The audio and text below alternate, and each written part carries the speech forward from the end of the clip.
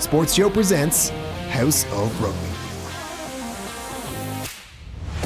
Hello, and you're all very welcome to House of Rugby. My name's Máire Treasa Ní Dhubhghaill, and I'm delighted to be joined, as always, by Lindsay, Peat and Joe's Pat McCarry to look back on round 2 of the Champions Cup this weekend. It was a good weekend for Leinster and Ulster, but frustration and disappointment for Munster and Connacht. And as you can see, we're feeling very festive today. Love the jumpers, guys.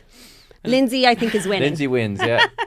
Well, if anyone can't see, it's my Grinch one. So some, provinces will be kind of naughty. Some were nice. So we'll see what feedback they get now. Lindsay's feeling like the Grinch today, are you? Yeah, I look like the Grinch as well. So let's not sugarcoat this. We'll start off by a bit of rugby news first. Great news during the week, Pat, that Andy Farrell has put pen to paper and he'll be at the helm with Ireland until 2027. It was a no-brainer, really, that the IRFU would do everything in their power to keep him. Yeah. The only kind of thing that, it throws off a little bit is Rog and this eventual, you might think, return to Ireland. And that's the only thing that we almost have too many options in a way, because Leo Cullen, again, will always be an option as well too. But, it made so much sense, didn't it? And, I was kind of, it's going to happen that he's going to get announced as the Lions head coach, within the next month anyway. So I thought they might come close together, but they're maybe letting the Irish fans kind of bask in this kind of announcement for a while, and then the Lions stuff will probably come in January ahead of the Six Nations. But he's got a good team set up behind him already. So maybe Easterby might take over, but then you have Paul O'Connell, who's kind of there, maybe going to take on a bit more responsibility as well. But yeah, just he's done so well, he's spoken of so well. Just winning the shame, of course, is the World Cup, but winning the Grand Slam so well and going on that, I think it was a 17-game winning streak too. So yeah, everything is kind of, the foundations are in place. There's going to be new players coming in as well over the next year or two as well. So it just made sense to kind of keep them on. And yeah, I don't think, was there anybody raising an issue with it? Sometimes those things are controversial, or again, imagine someone like Rog is in the background, he's won 2 European Cups in a row, but everybody was just yep.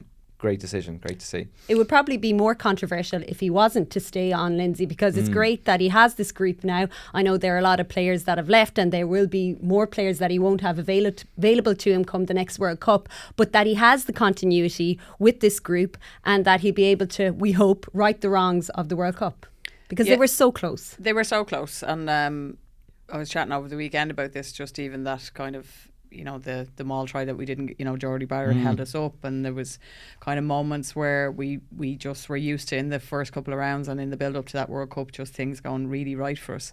So I think that the consistency is key for me anyway with him, because we've a young group of players who were at their first World Cup. If we can keep them for the next cycle, then that will stand to them second to none. The probably experienced players were probably carrying maybe those, scars from previous World Cups. So obviously they didn't get to avenge that. But these new players will bear that, beacon of hope, without being dramatic. So I think it's key. But when Pat was chatting there about, Rog and everything like that, my Cats, going in 2 years, could Rog come in as attack coach? Probably not as ideal, but the fact that Andy Farrell was previously there as defence coach, he's worked with the Lions, I think it's just building your repertoire and getting your foot back in. I don't think Rog would like that kind of second hand, but might be the way to get in to Ireland and back before. Yeah, so who is front runner to step into Mike Cat's role? Yeah, I was saying there's, I heard even Noel McNamara's name was mentioned. He's over Bordeaux, I think. He's doing fantastic, obviously. Richie Murphy's doing doing the 20s, that he could step up then, and it's all the kind of internal ladder that you're going through. Jared Payne is another kind of option, because I think he was with Claremont for a bit, and now he's with Scarlets as well. And then even Sexton's name got mentioned as well, and that will, it makes sense, but if it was to happen immediately, you might not think it's going to happen. But the fact that Mike Cat's staying on for another season, maybe Sexton's going to just do the year. I don't know. It just leaves it open for Sexton. I think David Newsfor was asked about it at his press briefing, and no, he didn't give any. He was very non-committal on it, but he was saying he thinks Sexton would make a wonderful coach. But from what you heard about what was going on in the camp, he pretty much was a de facto coach anyway, and so could he just step in and do it?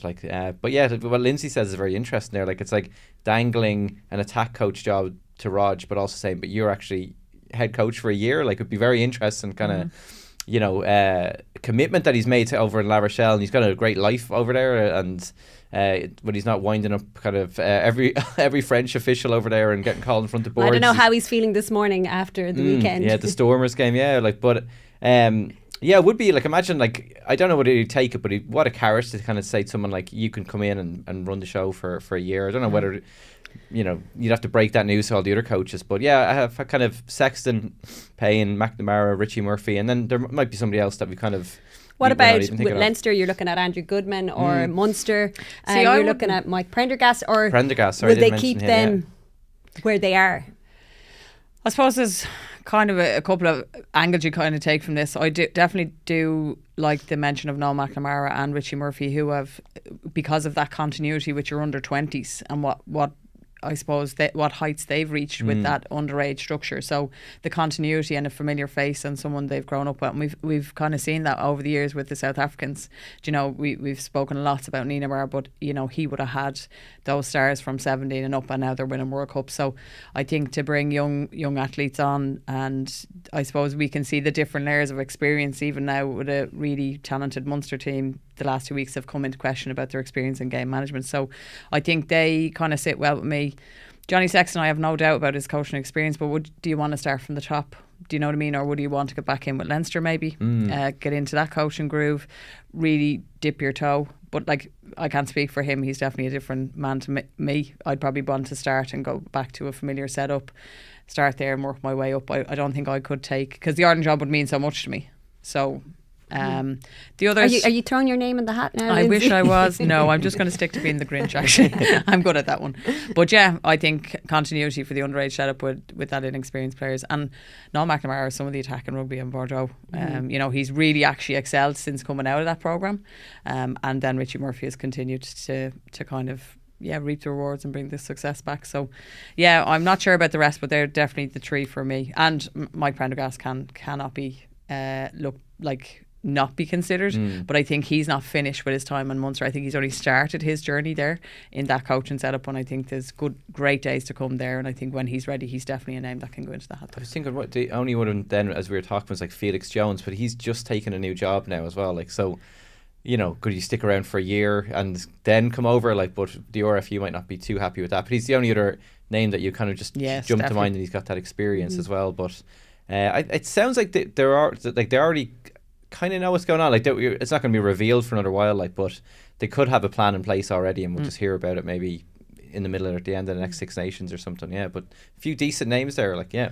That was the biggest news of the week until the story broke that another World Cup winner could be entering Leo Cullen's setup. What do you make of the news that RG Snyman could be moving east? Look at the smile on this one's face. I can't tell you why, because when that news broke, I was like, I would have loved to be a fly in the wall with all the ex-Munster people going, what the... Well, current and ex going, are you joking me? Because there's obviously that that really well-known rivalry between Leinster and Munster, and I suppose when Joey went from Leinster to Munster, we were heartbroken, and now it's kind of reverse. But it was left field for me now, to be honest. But what a signing if Leinster do get it over the line. And obviously Leo Cullen didn't deny it in his pre-match against Sale, so he was kind of just saying, yeah, listen, let's park that, lads, and we'll talk about it after. So it seems a done deal. But personally, I'd be having a clause now in his contract to say you must be playing this amount of games. Obviously, they're going to manage him hopefully a lot better. He probably won't miss a game now, considering he's had 10 appearances in 4 years for Munster. I would be definitely not bitter, because I think he's really added. You know, when he's been there, he's really, really committed to the Munster jersey, but we just didn't see the best of him consistently in a Munster jersey, and there was so much hope, and it just didn't kind of... I wonder how much did Jack Nienaber have a role to play in this decision? Yeah, I'd say so. All right, yeah, I'd say there was a conversation. What a way to come in! Yeah, and just kind of just pick up the phone. Look, lads, I know a lad that could do a really good job. Yes, here. and I know a fella who knows a fella. Yeah, that's a lad, right? Yeah, I'd say it definitely kind of played a part then as well. And then, because there's talk that like RG and his partner kind of enjoying Ireland so much, and like I think he had chances to go or other offers to go as well, but maybe this makes the most sense to them. Like, you know, you could just up sticks and head off to Japan for a while, and like, you know, as much as that seems like a good experience, maybe there's again, it's so weird that he's been here since 2020 and there is unfinished business as well. Like, so I wonder how long Munster are going to get him back for. Like, you know, if the business end of the season, or like it's supposed to be kind of February or March, isn't it? Like with his latest injury. That's what Graham Rowntree was saying. They were hoping to get him back by March. Yeah. So, but yeah, very interesting. But yeah, I think the phrase that was going around like Twitter or social media was kind of, I hope people are keeping their receipts from what all the kind of like people said from Leinster apparently complaining when they got Jenkins in and Klein and Snyman, and now Leinster have Jenkins at the moment, and now looks like they're going to get Snyman then as well. So there's a lot of people who are kind of like pontificating for a while, and then it's just like, but that move makes sense, like, you know. So I suppose Munster for ages seemed like they always had the South African connection. Like I remember even talking to like Jan de Villiers in the past, and like you are kind of almost like a former player, but you're almost like an agent on the ground, and you put the good word in. But now Leinster have that in with South Africa as well, so who might, you know, because they're Alatoa's heading as well now as well. Yeah, he's gone to France at the end of the season. Claremont, is it? Yeah, I think you could be right. Yeah. I'm open for correction, but but they have like, did they get any more South Africans in is the big one now. Like, do Leinster now have the little shortcut to South Africa now, and then are people going to change their tune about getting in the specialists then when you need them? So that's, it kind of adds out of nowhere, as you said, like the big story of the week, and then all of a sudden there was a bigger story of the week. So it's just good fun, I kind of think, and it adds a bit of spice to now. We need some EastEnders music, don't we? Really, for that. Yeah, because it was like. But who, I suppose the thing about it is then, does like Jason Jenkins, is he gone somewhere else? Is there going to be room? Like, you know, we'll go into the matches in the breakdown, but Joe McCarthy made some impact when he came off the bench. Where does he fit in this Leinster setup? Will they try? I know he won't be coming, if he is coming, until next season, but is he a starter? Is he a bench player, an impact player? Like we saw what he can do coming off the bench, or how would they utilise him looking at the players that Leinster have at their disposal? I think probably definitely get a lot of game management, so he's probably going to be in for maybe some of those big games. Like, I know it's very cliche and it's brandished around way too much, but horses for courses. So if you have a big physical team that, you know, Leinster are going to struggle against, but then you get in the big man, you know, there's not too many bigger, so that's where you'd kind of pick him in. So I suppose the European competition and against other South African teams who are really, you know, have made their mark now over the last kind of 2 seasons, especially. So I could see him come in with that. I can see him a bit like now we're starting to see then with Kitsoff how much he's bringing to Ulster. I thought he was definitely a lot more animated, a lot more involved over the weekend for them. So he definitely will bring that experience that I think he needs, and that will only help the younger players, the likes of Joe McCarthy.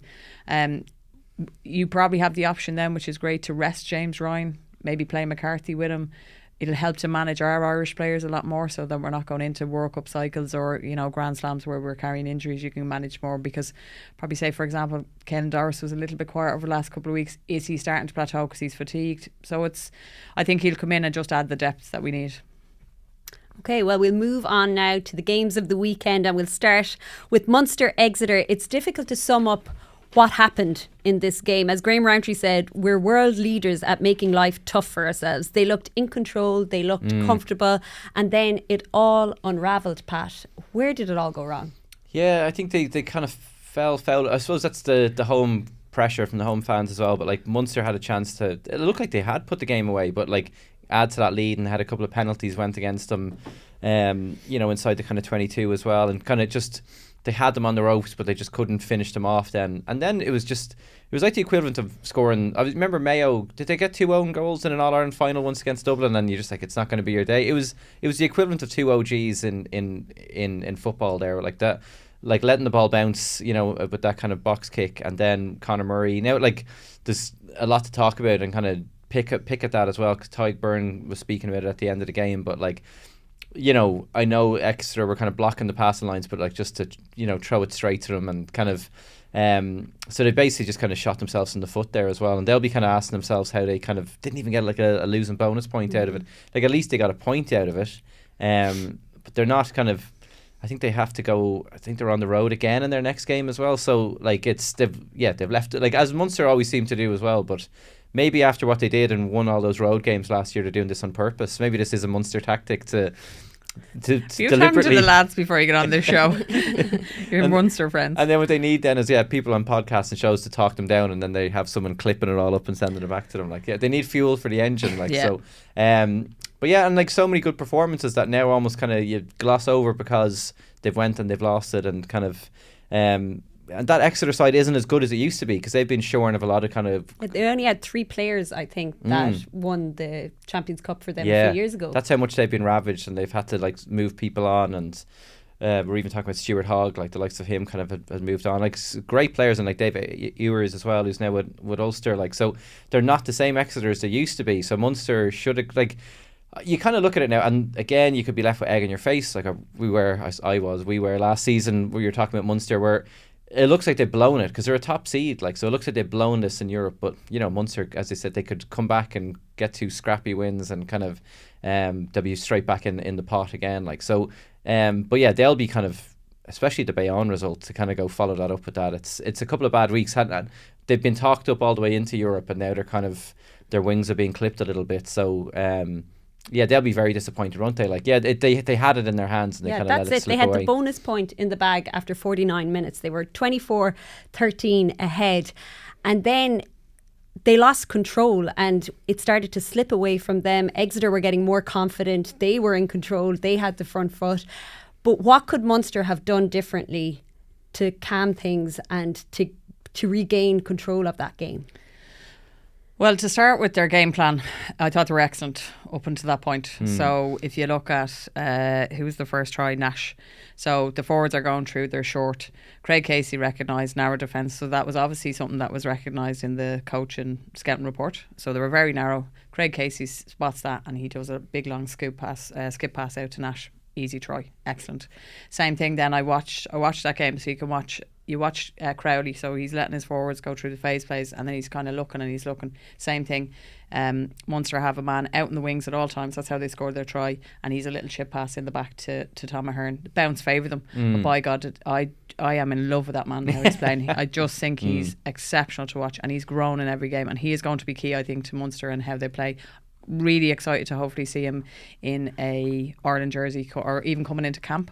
So the same with all of their tries, same with Frisch. The pass and setup between, so Exeter put Munster under severe pressure, severe line speed, but again they were narrow, and what Munster again did well is they didn't pass the ball, so they took the contact, they exploited the dog's legs. We saw that again for Craig Casey to Ahern, to Shane Daly, or no, to Crowley, back into Shane Daly, and a skip pass out to Frisch. So I just thought their play up until that point was excellent. Then the changes, so it was kind of like the tale of two very young teams, and Munster were far superior, and then the impacts of the bench, and I have to say, by far, Exeter's bench made a bigger impact than Munster.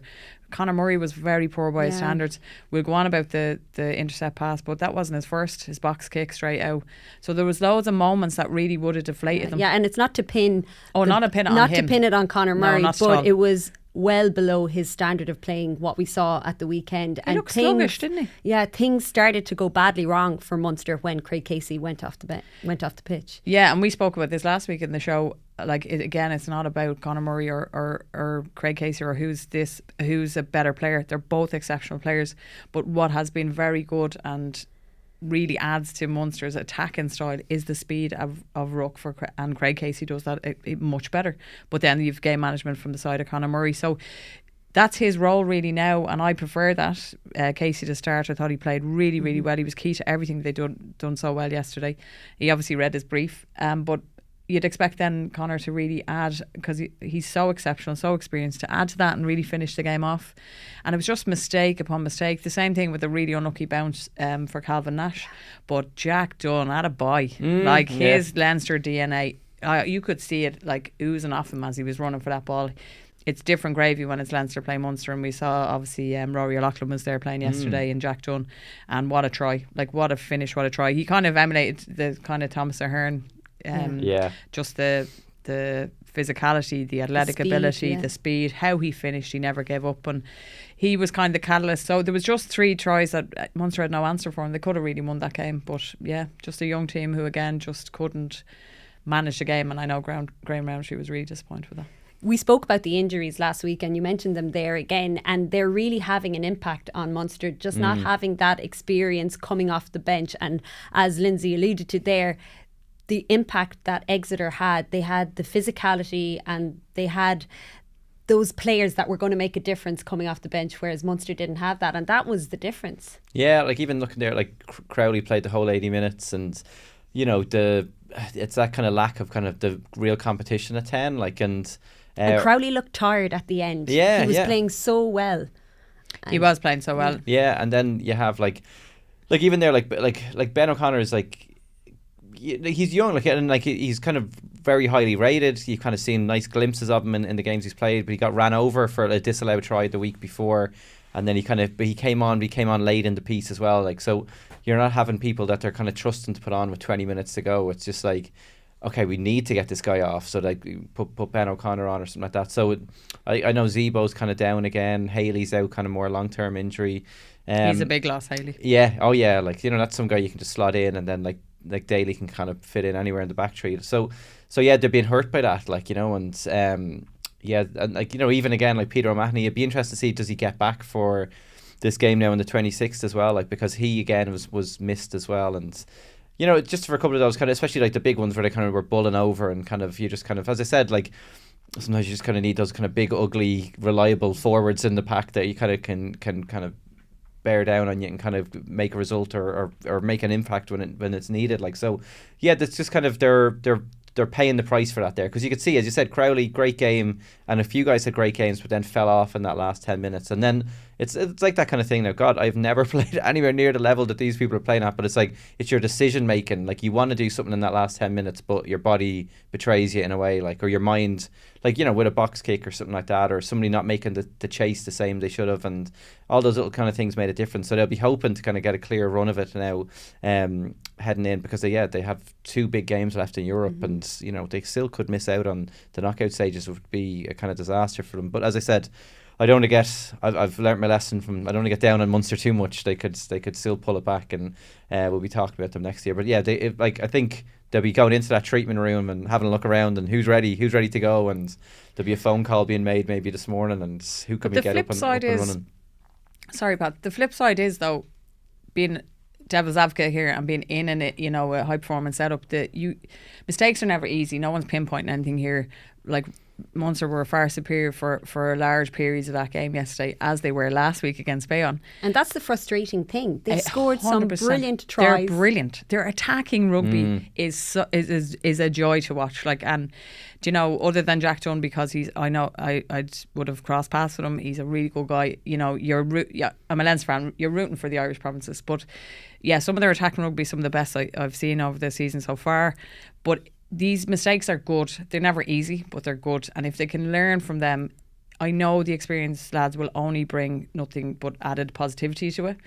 But these are young guys who are the future of Munster rugby, and we said this last year. They're just going to have to learn the hard way, and there is no better learning. There's lots of brandish around about growth. If you have a growth mindset, then you take the mistakes and you learn from it, and that's how you go up step by step into this. You know, just the upper echelons of being that pro player. Easy for me to sit here and say I have experienced it, and they're never easy reviews, and it's frustrating because it's a game management part. It's just not slowing down the game. It's forcing it. It's the kick throughs. And then I thought the replacement, actually, front row, the big Georgian prop had a huge impact as well. That adds to not only that, but Maul defence come into question again. So they're little things that they're going to have to work on, and they've 2 big games now coming up over the Christmas against Leinster at home, and then they face Toulon away and Northampton at home in January. Yeah, so it's 2 provincial, and they're derbies. They're never easy over the Christmas, and then they go back into European. So there's no time to kind of lick wounds in a treatment room. They do need some players back. I think Mike Haley was again a key man to how well they played last year, but they need to kind of give Jack Crowley some respite now at 10 and give him a bit of a rest. And it doesn't look likely now at this point, before we finish up on Munster, that they'll get a home draw for the round of 16. So are they in bonus point territory now? Yeah. For these next 2 games. Yeah, or I suppose what they'll say and all the talk will be, and actually I think that the attitude might just be go out and win the next one, and it doesn't matter how you win it, but just go out and get the 4 points if you can, and see where you are after 60 minutes or something. But they kind of, and then just go hell for leather in that last game as well. Like, but yeah, things might still, I suppose it's a bit tougher this year than it was like last year, where you're kind of maybe winning 1 game and you're through as well. It might be a bit tougher this time around. Like, so and then in the middle of that year, we're saying they have to go to Galway, I think, don't they, and play Connacht as well. Like, so it's really kind of dipping into it. But before we kind of do leave it, I suppose just that, because I'd kind of alluded to it, but Tygburn talking about that last one, he was saying that there was lazy runners and that they were offside, and you can kind of see in the replay Conor Murray's trying to pass it around someone, and then he throws it straight to Slade, like, and they were kind of, I think Byrne even said himself after, he asked the referee, I think it was Reynald was the ref, and he asked him, like, this is such an important game, can you please replay it? Like, you know, like, and he was just kind of saying no. Like, he said Slade wasn't offside according to the ref, but he's like, well, what about the other guys that were offside, and forced them to change his pass? And he said Murray could have thrown it off one of them and got a penalty, but they were going for the win, like, you know. So it was a tough one on them, like, but yeah, they have it all to do now, like. But yeah, I think the attitude, I can't imagine they would go away in their next game and say we're, like, even if they are privately saying we're going to go for a bonus point, they'd never say that out loud, like, you know, in a pre-match press briefing, unless, I don't know, unless they have a really good Christmas or something like that. But, well, how does Graham Rowntree manage the squad now? Because he needs to rest some of the key players. You mentioned Jack Crowley there. Byrne is another player that has played a lot of minutes. Barron is another guy. So how will he look at this next block? Get Scott Buckley back in if he's, I don't know whether he's on the injury list. I know he came off early, did he, last week? Or the week before. But yeah, there's players there who are well able to play. You're just going to have to take a chance. The thing about it is, is it ego now for both? Because it'd be Leinster the same thing, you know. How do you play a Munster-Leinster derby? Because there's always skin and hair flying. Do you know? So no one's going to want to take a backward step on that one. But he's going to have to rest key players now. He really has, if he wants to have a stab at Europe. So it's either you make a decision now, is it U or C? But I would think both provinces will probably rest players. So that's the only consolation I would think. So tactically, I'd be bringing in some changes and rest some players. But I have do you think it was a try? Do you think Henry Slade's? Yeah, I thought it was okay. Yeah, like, you know, I like, did just too. Borderline, like, yeah, but. Well, Conor Murray could have made the decision. Do you know, it's kind of which would you do? And we've had it where you kind of throw it off players. But you see, Reynald was in the way as well. Yeah. So I was like, well, the ref was kind of in his way. But look, except for against Leinster, we wish Munster the best of luck now over the next couple of Well, weeks. we move on to Leinster now. After last weekend's heroics against La Rochelle, they needed to back it up. And I suppose, Pat, it wasn't as straightforward as we would have predicted, looking at how rotated the Sale Sharks side was. They had to work hard to get this win. Yeah, and it's kind of, I suppose there's so many Irish players in that Leinster team that Sale were kind of trying to replicate those tactics that New Zealand did against Ireland as well, with like the kicks in behind, and because they, like, Leinster playing that high line that Ireland would as well. Like, so it is interesting to see teams seeing what happened in the World Cup and bringing that up against Ireland, or against Ireland there, the slip of the tongue there, against Leinster, like in Europe. So it's much tougher than a lot of people expected, and they kind of really had to they kind of really put it up to them. And then it's just that little bit though where I'm sure Neen Aber would have seen it. I think Leo Cullen spoke about it after the game. It's when Leinster do click though, they're so unstoppable, like, you know. And I think they got 4 or 5 tries in such a short space of time, where, like, when they really get motoring, it's like, I'd say if you had a look back at it, it seemed like a close game, but like for 40 minutes Leinster were just kind of so dominant. But it started hard, and then they got those 2 kind of consolation tries at the end. So that'll be the big thing as the season goes on. It's like there are signs there that they're getting it together and they're getting it right, but in the middle of all that, they're looking like there's a lot of mistakes and balls being kicked out on the full again, and this is a big game for Frawley then as well. And like, yeah, like he'll get better, but like he didn't fully convince, you know, that kind of thing. So almost as you were saying about Munster, like, it's like these are maybe good times, as long as you're getting results, like these are good times to be making some of these mistakes and to be really tested as well. So Sale came over and did pretty decent, but and they'll be happy that they were able to at least rally and kind of, because you could see, like, at the end that meant a lot to them. Like, they were celebrating those tries at the end, and they would have told themselves that at least they kind of bloodied Leinster's nose a little bit. So but yeah, Leinster be better for it. And yes, again, some like really good performances. I saw somebody, no, I forget, I can't give him credit, but I saw somebody saying, is it possible to give Josh van der Fleer 2 Man of the Match awards for this game? Like, he was that influential. Like, so yeah, they needed some of their big players to step up, I thought, and they did. Yeah, there were a lot of inaccuracies in that first half, and it was a very disjointed first half performance from Leinster. What would you put that down to, Lindsay? Was it a bit of a hangover from the week before? Yeah, I would think to have a 6-day turnaround with such a physical game, travelling away to La Rochelle, and even like people probably don't, unless you've been in the shoes of, you know, as an athlete, to actually have that emotional high and that build up to a game, coming away with a win, you kind of do hit rock bottom. It's very hard to nearly pick yourself up. It's not that you're not ready for the next game, but such a quick turnaround. And I know Sean O'Brien would have said it in an interview prior to the Sale game that, you know, they did celebrate the win over there in France, but they quickly switched back on. And it's not that you're not switched on, but they kind of looked a bit sluggish, like the the knock on from Bard, I think, which was, Van der Fleer was awarded the first try, but then it had taken it back from a knock on, which again, it didn't seem that he was under pressure. It was just those little moments. He himself had a great run, but he didn't dip, for his try that was held up. So there was loads of openings made by them, but just these like kind of nearly third mistakes that they wouldn't be used to. But the endeavour was there. I tell you who really impressed for me was Charlie Natai. My God, the boy I thought he was dancing on the stars before this. His footwork, his goose step, his change of pace. Now obviously it wasn't a great sign that he went off injured, but he was also a man who come on and said, don't forget about me. Like, I thought he was absolutely brilliant. Joe McCarthy, the same thing, obviously, with Snyman coming along, he was like, listen, you're coming here to fight for a jersey, so I thought they stepped up well, made great impacts. Halatoa in the scrum. Tom Clarkson with his first European start, thought he was exceptional in the scrum. So there was really good signs, especially in the set piece, which we would have struggled against bigger teams. I think Sale made 12 changes, did they? Wow, yeah, something like that. Yeah, it was much change. A lot of injuries. Obviously, they have a big game this weekend, I think, in the Premiership. So they wanted to really rest players. But I was very impressed they had their homework done. They certainly didn't return kicks from Leinster. They wanted to run it from deep. Their two wingers were absolutely exceptional, and they weren't afraid to grubber kick, which led to their first try. That little chip in behind. They were probably unlucky when what's his name got yellow carded. Robbie Henshaw. Like, I thought, he did go for the arm, and if he got that ball, it was a try. So they lived on their nerves, I suppose, in the first half. But when they got, it was a 30 unanswered point really for a period. So they scored 4 unanswered tries in the second half. So what changed for them? I think they got an absolute rollicking at half time. I think that's the only thing that changed. They got an absolute rocket. So whatever happened, and we knew that, and I think the impacts then off the bench really added to it. So Cian Healy, was great to see him back, got a great try.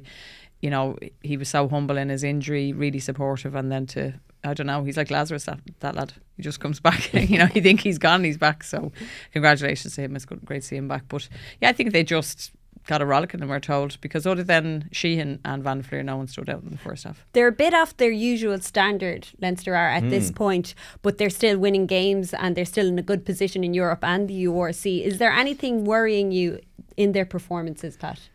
No, not so much. It was interesting to kind of see there, again with Furlong kind of being out because of the personal reasons, with his father kind of passing away as well. But with Clarkson kind of coming in, and it was just interesting to kind of see, because that's a big thing where you think, we can get after them now as well. But it's interesting. I'd love to see when Leinster won an early penalty, they were all on his back then, and it's bigging him up, this is your big one. Are things kind of, I suppose, slow starts, I suppose, in a way, is kind of getting them in trouble, and they're almost allowing teams into contests and giving teams teams kind of with growing belief as games go on. We've seen that a couple of times, and maybe that Leinster of old would just be what they had done in the past years. They'd put a team away and they just wouldn't be coming back from it, and you would always kind of know. At the RDS, it seems to be a little bit different. They seem to just really, they don't ever get worried too much. When it gets to the second half, they know that the scores are going to come and that they're going to outlast these sides as well. But there's just a kind of few injuries and people missing, because scrum halves now, Cormac Foley's out, Luke McGrath's getting back to training again. They probably need him back. Ben Murphy was excellent though. Yeah, when he was, and Prendergast, they were both very impressive when they came on. Prendergast, that fella just oozes confidence, doesn't he? I'd say nothing to shake that fella. Yeah, he's just he's good. Yeah, but Ben Murphy I was impressed with because he again made a huge impact, because he started to really speed up those rucks. Even Gibson Park was a little bit out of sorts, kind of mistakes, knock-ons. And I don't know whether he was so influential last week against La Rochelle. Hugely, he was a huge factor. But I don't know whether, I was trying to see it during the game. I was like, is our Sale players holding on to the ball? They were really slowing it down anyway. I was like, I don't know if someone has a hand or a foot, but he was really struggling to get the ball out, and that was a huge impact in the first half, the slow ruck ball. But to build on Pat's point, I wouldn't be worried right now. I think we were so confident last year with how well Leinster were winning. They were just untouchable, and I think right now it just keeps them on an even keel. It'll give players time to not be under pressure that they have to be at their peak performance right now, because they're not going to get complacent. I don't think so. I think it's nice to always stay grounded and have something to work towards. It's not the business end of the season. You want to keep everyone fit, healthy, and that bite is there, and I think there'll be hopefully lots of rotations now over the next 2 weeks, and players to get their shot. I'd love to see Prendergast maybe get 2 starts, but the counter argument to that is Frawley hasn't had enough time. Yeah, at we're 10. moaning about giving Frawley games and then But then what do you do with Prendergast? So they need to kind of make a decision on that. When Frawley, his pass out to Jimmy O'Brien for that line break, some of his passes when he skipped, probably what we call the 30-40, like it was a really wide pass and put Sale under pressure. I thought he was excellent. He made a line break, I think, from I can't remember, did that lead to Henshaw's try? So he again showed glimpses of what he can do. But he looked a bit nervy, absolutely. Yeah, a that nervy high enough ball. start. But I think all the players looked a bit nervy from Leinster at the start. But maybe he just needs that run of game, Pat. Yeah, like so. It'd be wouldn't that? I suppose those guys are probably all lining up against each other. Who they'll be all eager to know, and they might have even found out now already who's going to start. Internally, might know, but there'll be a few of them would love to start. Against Munster on the 26th, then and give themselves another really big test as well. So you could maybe see. Prendergast, you could get a start against Ulster maybe when they come down to Dublin. But a lot of people kind of really kind of need that kind of challenge as well. But they're. It'd be fascinating. I'd say, definitely, if you could give Frawley another game in a row, just at least 2 games in a row, put him at 10 against Munster, and that'd be a real test, and then see how he gets on as well. Because, there's enough there to kind of tell you, let's look at this a little bit longer. But at the same time, that's just said, someone like Prendergast, him and Crowley just seem to be cut from the same cloth, don't they? Go around like uber confident as well. So he is not far away from really pushing for starts all the time as well. So but that's great, isn't it? You have a guy coming off the bench, just he only has 10 minutes, but he's going to show you what he can do as well. So it's funny. I was actually saying I was lucky to be asked back onto the show, having given Leinster no hope against La Rochelle a couple of weeks ago. And well, we actually we just you have were no one both else, in it. Pat. Actually, there was nobody else to make it. But no, I've gone I suppose maybe the impact of that win. I've gone from being kind of I still don't see anything that's going to change my mind. To now all of a sudden being a lot more confident in them, and maybe because Baird and McCarthy are 2 players who are having a bit of an impact this season as well, and someone like Sheehan and stuff like that. There's enough there to kind of start kind of really kind of feeling confident for what's to come in the next kind of the end run of the season. Before we move on from Leinster, I just want to get your thoughts on the co-captain situation, because last week Matthew Carley refused to speak to James Ryan. It was the same situation this weekend. Leo Cullen came out and said that the co-captaining is working great for them. They have 2 leaders that are leading the group during the week. But is it playing against them at game time now?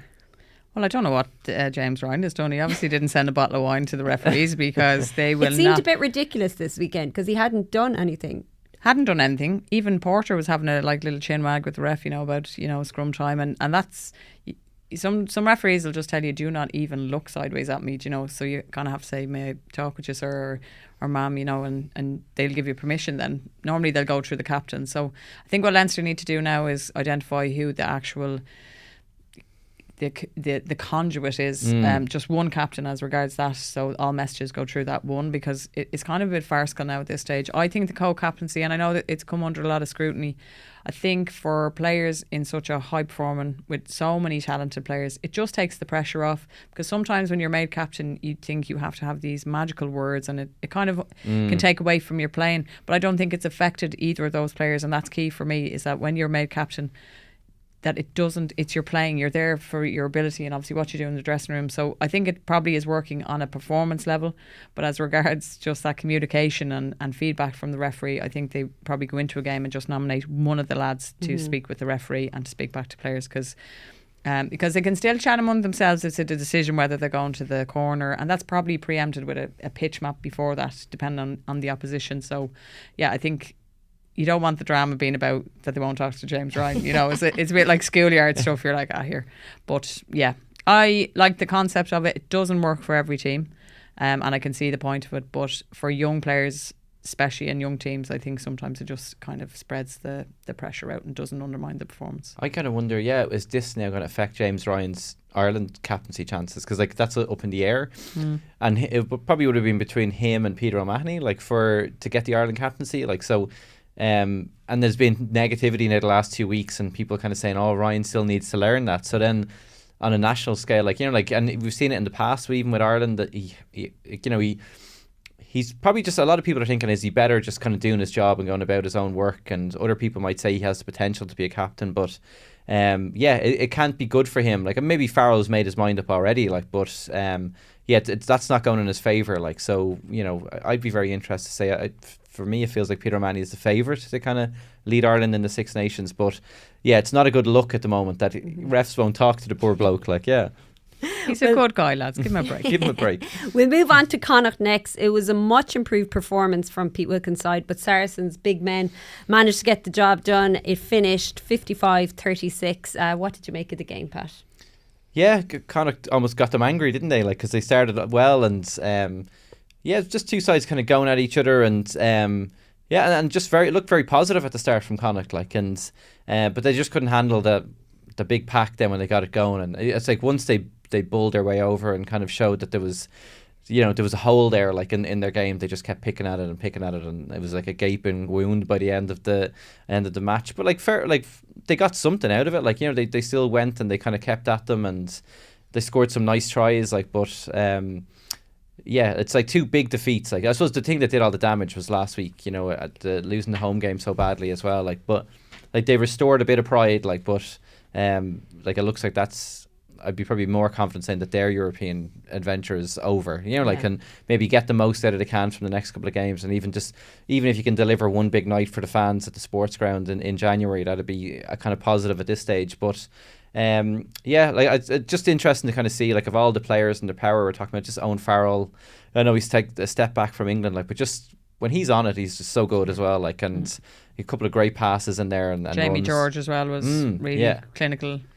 The talk of even talk over in England of, like, now, remember, they got in trouble with the salary stuff before, but now they're coming to some arrangement with the RFU where they can keep Jamie George and Atoje at Saracens then as well, like, and this is by maybe in a kind of above board kind of manner now as well, like, so that's good to kind of see. But just far too much kind of power for them, and then a couple of tries that Connacht will just be cursing over, like, there's one where a guy was like skating down the kind of wing and they didn't put him out of play, and Prendergast will be, you know, it was a kind of up and down performance. He kept going, scored a nice try at the end, but he'll be kicking himself over that kind of try that I think it was their Argentinian lads, was it Gonzalez? He got player of the match. He just couldn't get him down, like, you know, so but at least they kept going and they started well, like, but at the same time I think it was 8 tries I think they conceded, so you can't be too positive about them when something like that happens. So the Grinch might have a few words to say about them. like Munster, Connacht started the game well, and they were 17-8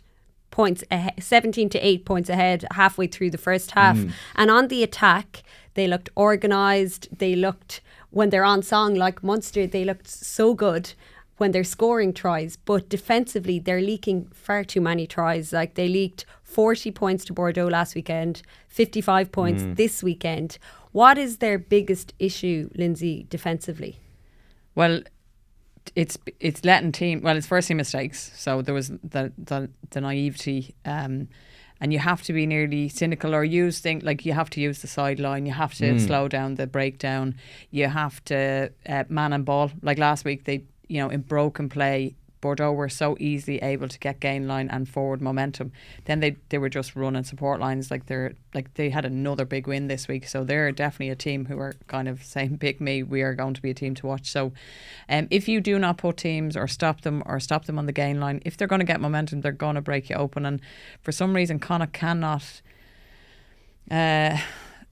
even when teams make line breaks, you actually have to be smart in where the play is going to go, and that comes with experience as well. We saw that with Courtney Laws, actually, who had a try saving tackle in his game for Northampton. So, and he's not even in the picture when you see this. So it's kind of moments like that with Connacht when you're like, oh God, the endeavour is there, and we wanted the bounce back from them. We wanted kind of this, like, reaction, and we did for the first half.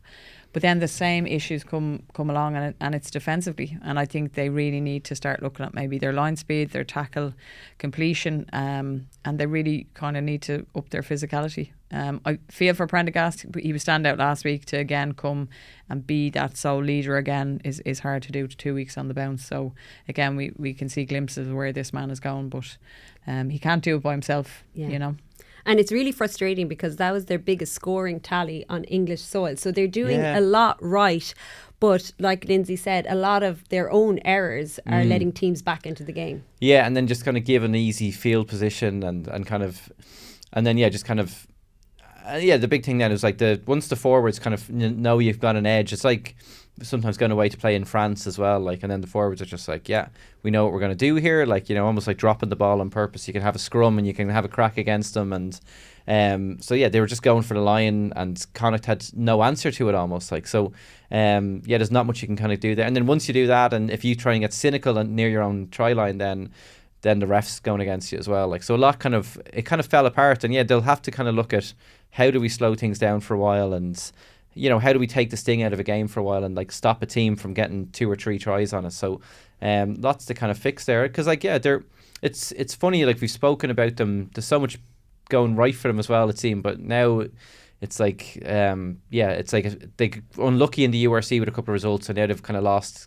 heavily enough in 2 kind of big European games, so like it's just in danger. You don't want the season to get away from you, so they have a big game coming up this Friday now, like, and see if they can kind of get back on the kind of winning path then as well. Yeah, Pete Wilkins said after the game, we can use it as a learning, as motivation, the chance to get better, but it must be difficult, Lindsay, to have these 2 huge beatings back to back. It is, and I can see his point. So a bit like what Pat said, do they just now render themselves that the European competition is to now rotate players, get a lot of experience against really good teams, and use that as a review to build for a really big push in the URC, because really that's the way it seems like to me. Really, I can see he rotates every week, whether it's Hanrahan, McCarty, or Porch was starting as well. Porch was starting, so their front row, which their areas now, I don't believe in inconsistency. They are units that you need, especially for scrum and set piece, especially for the link between your backs and forwards, and your field play and your field position, and tactically what you want to implement. So that's the only thing I'd question now about that. But at the same time, if there's a reason behind it and you want to get players experience, brilliant. But I think now at this stage, look for improvements in your performances, especially in Europe, and then get back to winning ways in the URC.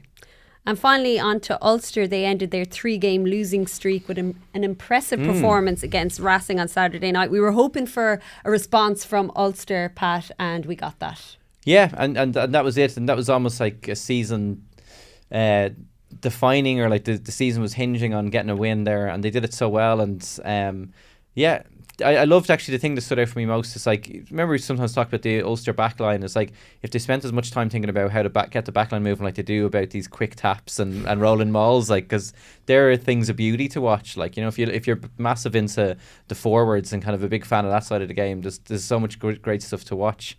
You see the one where like Cooney took the quick tap penalty, but he passed it on. He wasn't going into contact with the big man. But great to kind of see that. And then McCloskey, good to see him kind of now back and having a real impact as well. And Timothy played well. Yeah, he was a lot of their big name players stood up, like McCloskey, Ian Henderson, Stockdale, Lowry. When I saw the team sheet, actually I had a huge kind of feeling of hope and kind of excitement for them. Was definitely some big experience. Rob Herring back in, which it's hard because Tom Stewart is so good, but Herring is back in there. Kitsoff, Henderson, Stockdale, Balakoon, they all played really well.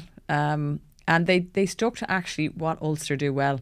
So they had the maul try at the start. They from that quick tap, again the quick tap.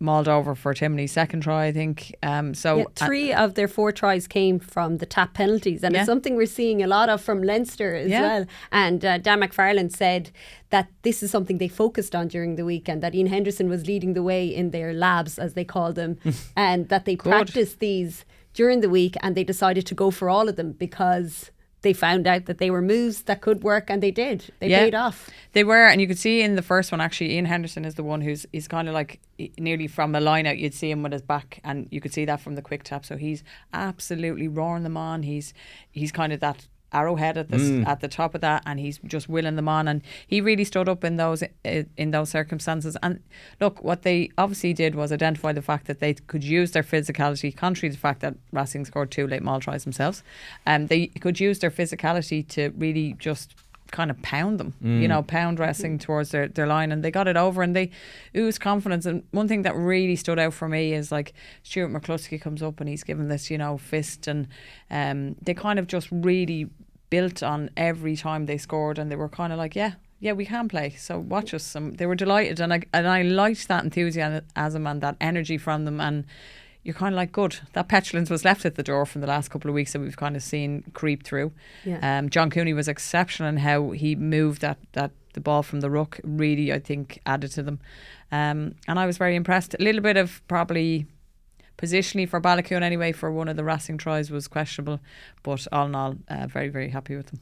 This will fill them with confidence now as they welcome Connacht on Friday night. But we knew Ulster had this potential in them, but they weren't able to show it when it came to the big games, and now it's important that they back it up. Yeah, they're a team where it seems like they need to have all their, like when everybody's fit, they're like a trouble again. It's just they get stretched too thin, and there's not as many kind of those homegrown players in the pack that they kind of can rely on as well. So they really get stretched. But now, like even like let's say Kitsoff when he first arrived, you're expecting this guy to be amazing the minute he arrives, and I think even he gave an interview and said, like, I feel like I'm getting up to speed now, and he had a bit more of an impact then as well, and it's probably settling in and getting to know people and having a bit of camaraderie with them as well. So yeah, they'll be very keen to kind of now go and kind of build on that now. And yeah, you can kind of see quickly, like it's a season where like you're not, like, apart from I was going to say you're not going to go through a season undefeated, like, but if you can get 2 or 3 wins together, like all of a sudden things don't look as bad as they were as well. So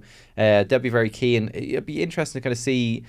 Like everybody just targets like let's go heavy and let's go hard with like for the home games, and you'll see close to full strength squads, and then they mix it up a little bit for the away games. But like would they fancy their chances? Because Leinster are going to mix it up a little bit.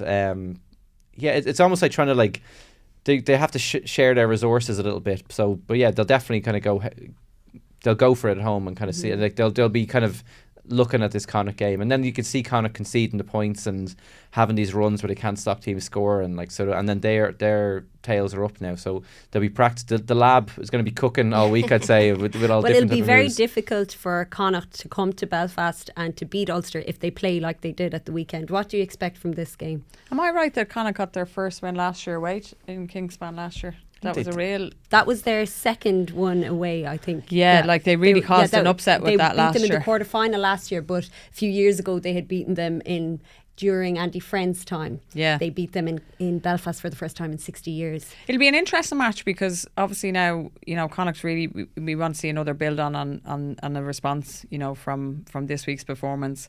Ulster, what I'd actually like to see is keep your team. Keep your team, Dan McFarlane, if you're listening. Yeah. Okay, let's have a bit of consistency, because it was lovely to see Mike Lowry back, because we're used to those, him receiving that, kick receipt, whether it's for territory or whatever, and he just really starts the attack from that, and he was key to that line break for one of the tries. So again, they're well able to play in broken play as well, and I think he's going to be key to that. We've seen the consistency of Ballacune and Stockdale, and then that partnership is really reignited between Hume and McCluskey. So I'd really like to see that consistency. Go with your half-back pairing you started with and your pack. I would change nothing unless you have injury or someone has a really different form, but I'd like to see them now kind of build that consistency over the next 2 matches, because I think that'll bring the confidence back. Hopefully kind of bring a bit of bite maybe to train, and tell lads, yeah, come and get this jersey if you want it. But I think they kind of need just that little bit of TLC and love and bit of confidence back to say, yeah, no, we are a good team, and we need to kind of prove that now over the next couple of weeks. But I would hope we see more of the same from Ulster. Sorry, I don't want another loss for Connacht, but yeah. And finally, we were going to finish on Ulster, but producer Enda has put some news on the screen here for us. Caelan Doris is after signing a new IRFU contract, which will leave him with Ireland until 2027. A brilliant bit of business, Pat. Yes, and you said Caelan, which is probably is how you pronounce it, is it? Caelan is what I'd say, yeah. Because he's from Mayo. I was thinking maybe I've got it wrong the whole time. That's the Gaeilgeoir in me, obviously. Yeah, and he's up. I think he's doing some. Doing some interviews for some a PR event, I think, during the week. So you'll probably hear a little bit more from him as well. And he's always such a good speaker as well. Yeah, he's had a great. Like, he's just a brilliant player, isn't he? Like, and even like that La Rochelle game. I thought him and James Ryan were so good in that game as well, and yeah, like, so it's great to kind of just know that. And again, we were talking, it was just actually almost kind of bookends we were talking about at the start with Andy Farrell, and it's like this is going to be one of the main guys that they're going to, I think him and Hugo Keenan already are in that leadership group in the Ireland kind of setup as well. Like, so they've recognised in them that these are the guys that are going to be the leaders for the 2027 World Cup. I saw James Lowe was committing himself for that as well. He's got a contract coming up, and he said he wants to stay on until 2027. So it's almost like the next generation are... It's so weird, isn't it? Yeah, we're looking at 2027. Like, I know, and then I was like, James Lowe, geez, yeah, I forgot about him. You're kind of like between coaches we were talking about, but then you're like players, like, wow, we've still so many world class players. Yeah. Is this David Nucifora cementing his legacy now before he leaves? Getting all these players locked in? Well, I think just like Andy Farrell, why change something that's working? And Caelan Doris or Caelan, for the Gaelgoers out there. I think he's a man who's really cemented that number 8 jersey, and he's been world class. Like, you would include him in any World 15 or World 23 if you want, but he'd be starting 8, I'd say, on any one selection. So he's had a bit of a quiet couple of weeks, but I'd say maybe just load and coming off a really tough, probably last 2 years between Leinster and Ireland. But there's definitely more amazing days to come from that man, so congratulations. Well, we'll leave it there on that positive note. My thanks to Lindsay and to Pat. That's it for House of Rugby today and for 2023. That's our final show of the year. We're going to take a break for Christmas and the New Year. And we hope you all enjoy the Christmas, enjoy the celebrations and the festive derbies, of course. And we'll be back with you very, very soon. Until then, from myself, Lindsay and Pat, Slán agus Nolly Conna.